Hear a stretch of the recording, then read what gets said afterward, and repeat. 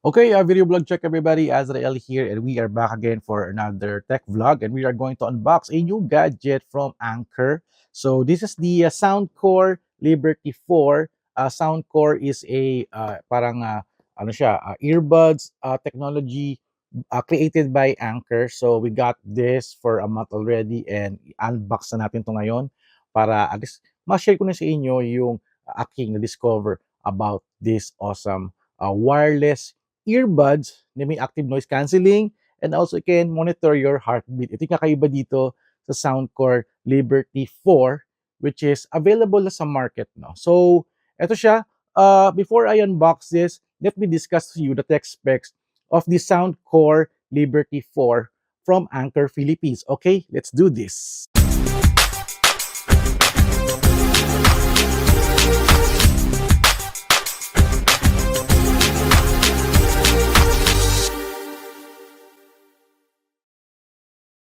Alright, ito na yung tech specs ni Soundcore Liberty 4 by Anker. Sabi dito sa mga tech specs niya, no, it's an all-new true wireless earbuds with premium sound and spatial audio. It is a crisp, clear sound via ACAA 3.0 coaxial acoustic system. Meron siyang 360 degrees immersive spatial audio with music and movie modes. So marami siyang modes, no. Spatial niya parang umiikot yung sound, talagang very realistic siya sa tenga ninyo. Meron siyang cloud comfort ear tips for long-lasting comfort. So yung ear tips niya, maraming version. You can use it based on your preference. Meron siyang all-new heart rate sensor with Soundcore app. So ito yung added technology niya. No? Meron siyang heart rate sensor dun sa earbuds. At syempre, mamamonitor mo yun via the Soundcore app.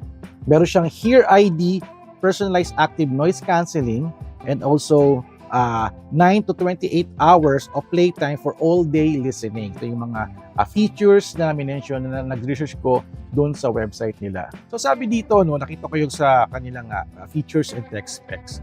Yung sabi to, enjoy sound with deep punchy bass, accurate mids, and clear treble direct from our acoustic system's dual dynamic driver. Ito yung kanyang premium sound via ACCA 3.0. And it's sabi to, its wide frequency range allows every part of the song to shine for detail-rich listening. So ito yung pang pinaka-performance ng kanilang technology, yung kanyang premium sound, using the spatial audio premium sound pala via ACCA 3.0. Doon sa heart rate sensor naman, sabi dito, no, yung app also, meron siyang wellness app. Doon sa app niya, meron siyang personalized ANC active noise cancelling doon sa app. We're talking about the Soundcore app. So, kailangan, kung gusto mo ma-maximize yung control doon sa Soundcore earbuds mo, kailangan mo yung app to activate the active noise cancelling, also yung mga settings mo for the bass, and also for the heart rate sensor. At pinakamaganda rito, no, it can connect to two devices at the same time. Uy, okay to Ano siya? Pwede siya mag-connect sa two device. So, paano yun? So parang may isa pa akong listening system na nakakonect din. So i-testing din natin yan. So to adjust daw the noise level, sabi niya meron siyang features na squeeze control. Hindi ko lang paano itong squeeze control. No? Sabi niya, squeeze 1 to play and pause. Squeeze twice, answer call and drop calls. Tapos squeeze twice, ANC to transparency to normal. So I think it's the control sa earbuds ni Soundcore, no? Which is we're going to test it na rin din. So meron siyang charging case na nagsusupport ng wireless charging at meron siyang 9 hours of playtime in one charge at 28 hours with one charging case. So pag naka-charging case daw siya, mahaba yung kumbaga buhay ng earbuds niyo.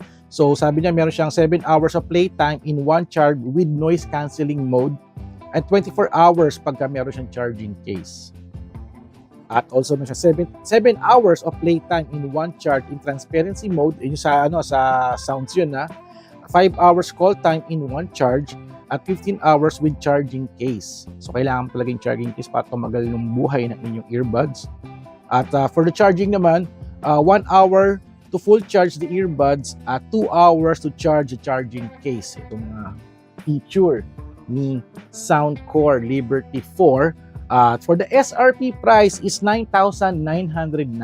Very premium nitong earbuds na ito, especially if you're looking for a new brand na gagamitin tsaka mapatronize, tapos maging kakaiba kayo sa lahat kasi syempre iba-iba. May mga ibang brands, yung mga top brands. Try Anker, Soundcore by Anker, Tone Liberty 4, which is very okay yung technology nila. Ayun nga, pagka very maano ka lang sa mga kumbaga body monitors, no, the heart rate sensor is a must thing to experience using the earbud system nila. So get this at any Anker store or buy it direct sa soundcore.ph or kanilang Shopee official site. So ang SRP nito is 9,995. Minsan nag-sale, so abangan nyo yung mga sale event nila sa Shopee. Alright, I got now my Soundcore app. Prepared ko na siya dito, and also let's unbox now the Soundcore Liberty 4 para magamit ko ito sa ating travel. Alright, unbox na natin. Let's do this. Alright, here's the Soundcore by Anker Liberty 4. Ito yung kanilang technology, ACAA, heart rate sensor, may Hear ID ANC, and up to 28 hours of total playtime. So, ito yung earbuds na mayroong heart rate sensor. So, ito yung mga tech specs niya. I'm not sure kung may mga body color, para feeling ko isa lang yung kanyang version. Okay, open na natin to. Ano ba ito yung open? Ayun, para siyang gate, no? And here we go. Ayan. Actually, nalagay ko na yung earbuds dito kasi chinarge ko na siya. So, dapat nakalagay yan dito. So, kunyari, ano, open pa lang natin siya, ano. Take 2 tayo, take two. So, eto na siya. Kunyari lang, And, boom, wow! Ang ganda! Diba? So, you have the charging case, yung left and right earbuds, at saka yung mga different kinds of ear tips. So may small, large, saka M2 siya. So they are heavily marketing na may heart rate tracking siya. It's good for wellness and also workout. I guess okay to, no? Para dun sa mga walang smartwatch, for example, for tracking your body fitness, no? I guess it is a good alternative, no? Kung mahilig kayong makinig ng music and also mag-workout. Okay, so unbox na natin. So this is the charging case. Ito yung itsura ng charging case. This is a USB Type-C port. So paano i-open to? I-slide mo lang siyang ganyan. Very high-tech, no? Tapos may ilaw yan. Dyan. And also here are the earbuds. Ito yung kanyang earbuds. Very high-tech yung dating niya. Ganda. Tsaka may ganun pa rin, no? May mahaba siya because nandyan yung battery, tsaka yung technology niya. So this is the right. And this is the left. Pwede bang palitan yung ear tips using yung mga available ear tips niya? Depende sa tenga nyo. So ito, I guess, this is the normal size. I'm going to use it. Kasi iba naman yung size ng tenga natin, eh. So, since charge ko naman dito, pakita ko na paano siya i-charge. Pasok nyo lang tong earbuds dito. Ayan, may magnet yan. Tama ba tong style ko? Ayan, tama siya. Ayan. So, meron siyang magnetize siya. Hindi siya nahuhulog. Ayan. At may ilaw siya. It means naka-charging siya. So, slide mo lang siya and you are good to go. Since full charge naman to, wala nang problema. So, i-prepare natin siya ngayon dito sa ating app. So, it's my first time to try to pair it. So, let's click add device. So, let's click allow. So, turn on the Bluetooth. Okay, na-turn ko na ba yung Bluetooth ko? Not yet. So, okay. So, add device ulit, and it's now being detected. So, I think I need to open this para ma-detect niya yung Anker device. I guess ganun. Don't see your device. Make sure your device Bluetooth is turned on and your phone is within 26 feet or 8 meters. Turn the device power off and turn it back on. So, okay, wala naman itong power on yun. No? So, power on means that i-open ko na siyang ganon. And still, it will, ayun, nag-connect na. Ayun, no? Soundcore Liberty 4. Oh my God. Ito na siya. And, pairing daw. So, I'll click sa ating pair. Alright, it's pairing. And it's now connected. Raise volume above, mention above level. Okay, okay. So, use the suitable ear tips. So, pinakita niya na dito kung paano gamitin. And squeeze control. Squeeze control dun pala sa sa mahaba siya for the settings. And get started. Update firmware. Siyempre, update natin yung firmware niya. I-download. Napakabilis ang download. Install na rin din natin siya. So, the firmware is now transferring phone to the Anchor Soundcore Liberty 4. So medyo mahaba to. Just cut this video na muna para antayin natin matapos yung pag-update ng Pure. 2.68 MB lang naman siya. Okay, balikan ko kayo guys. Wait lang. Okay, for some minutes no, nag-install na yung firmware. So let's click check and select your Soundcore device, the Bluetooth settings. So click natin to, no. So it's already connected. So okay naman siya. So let's go back to the Soundcore and here we go. Naka-normal siya. So let's go to the noise cancellation para ma-activate na natin yung effects niya. And there's a battery level here, left and right, tsaka yung charging case. Yung charging case, nakakalahati na lang din siya. But yung mga earbuds is, tawag dito, full charge siya. So controls, there's a control here, left and right. So single press, double press, triple press. So pag mag-skip ka ng songs, no. And what else? Soundcore wellness. So ito yung heart rate sensor. So wala pa tayong data dito, no. So, siguro if we are going to wear this, no, kailangan ko pala mag-enter muna ng aking information. So, lagay ko yung aking birthday dito, kung ilang taon na daw ako. Okay, makikita niyo yung ilang taon ako, no. And then, months. At for the kilos, paano ba itong for the kilos? So, for the kilogram, paano ba to? Okay, back natin. So, okay na. Hindi ko nalagay yung kilos ko eh. So, sensya na. So, pwede kayo mag-exercise and pwede kayo mag-click ng go kung gusto niyo mag-exercise. Uy, may mga walking siya. So, may tracking ano talaga siya for pang-workout talaga. At kailangan suot-suot niyo yung Soundcore Liberty 4. So, I guess, ano natin, ilalagay ko na sa tenga ko to. And let's listen to good music. Care of ang aking Spotify. Alright, let's do this. Alright, here's the Soundcore Liberty 4. I-open ko na siya at papasok ko na sa aking tenga. Okay. Nagding. At ito siya. Ayan, para nakikita nyo. Sut ko. Nagding siya, nagding. And dapat pa side view ko, no? Para makita nyo yung aking tenga. So, ito na yung app. Medyo hindi ko alam kung effective na yung noise cancelling pero medyo wala na ako narinig na ingay sa labas. So I'll go to my Spotify. Spotify tayo and makikinig tayo ng music. At syempre, dito tayo sa mga meron akong Spotify, Azrael's Maryland Vlog Warmer. Hanapin nyo sa Spotify yan. So let's click Glycerin by Bush. Pakinggan natin. Okay? Naka-full blast ako sa phone ko, Okay?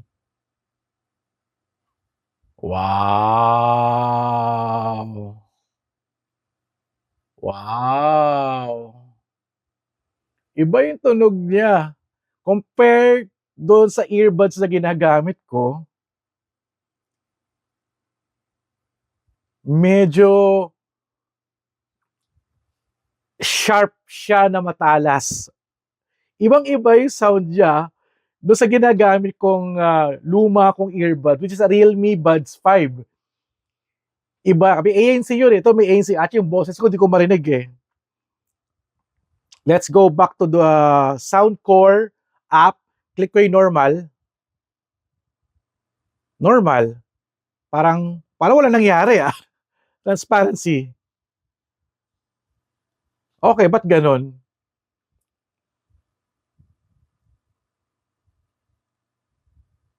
Okay, nakakonect ba ako sa Bluetooth? Nakakonect naman ako sa Bluetooth. So, para hindi nagbago yung earphone, yung ambient sounds niya. Baka matagal mag-effect. Hindi ko magana, ba't ganon? Naka-vocal mode tayo.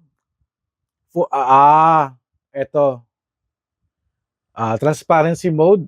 Pwede mo siyang control doon or vocal mode. Kaya pala medyo ma-sharp yung tunog niya. At naka-transparency mode na tayo. Medyo nagbago yung sounds niya. Let's go back to the noise cancellation. Lumakas yung sound. Ayun. Okay. For other controls, tumutunog yung mga earbuds, may mga ilaw na lumalabas. Ayan. Making sure na okay siya. So, okay sa left tayo. Try natin yung controls, no? Yung squeeze. Since naka-left tayo, switch ko sa the right. Pwede mo i-switch yung control eh. So,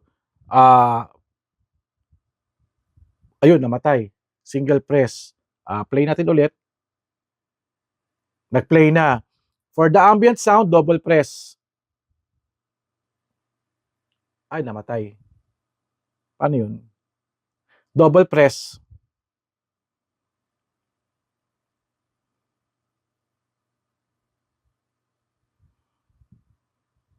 Medyo mahirap i-master yun, ha?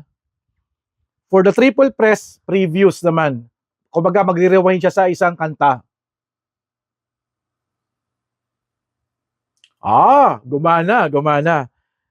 Kaso gusto ko siya ibalik ulit eh. 1, 2, 3. Oh, nag-rewind na. Hindi ko na marinig yung boses ko, grabe. Sumisigaw na ako dito. Let's try the wellness. At, uy, galing. May heart rate sensor na gumagana. 80 BPM, which is my resting heart rate BPM. Wow! Very effective, ha? Very effective, ha? And now my sound tripping, namatay. Pag hinubad mo, namamatay siya. So, I guess that's it for our test with the Soundcore Liberty 4. Just really awesome technology, na? Especially if you're looking for a new gadget for a 9,000. Kasi usually, mga ibang ANC are nasa 15,000 eh, yung mga earbuds eh. I've tried others brand, yung mga top brand. But this one, 9,995, hindi lang siya earbuds, mayroon pa siyang body sensor pa. Especially good for fitness, for your health, for body monitor. Ang galing Ang galing kasi, ayun no, meron akong heartbeat dito. And I can do workout, start exercise, and submit it for my physical fitness. Alright, so that's it for our Soundcore Liberty 4. Ang ganda, grabe! Nag-geek out na naman ako pag may mga bagong technology tayo na try. So, check it out yo sa mga Shopee ni Soundcore Philippines, Anchor, Facebook, and also yung mga store nila sa mga malls. Alright, so thank you guys for watching. So don't forget to subscribe, like, and comment, and I'll see you guys at the next video vlog adventure. Thank you so much, Anchor Philippines, for this review unit. And let's listen to cool music now with the Soundcore Liberty 4. All right.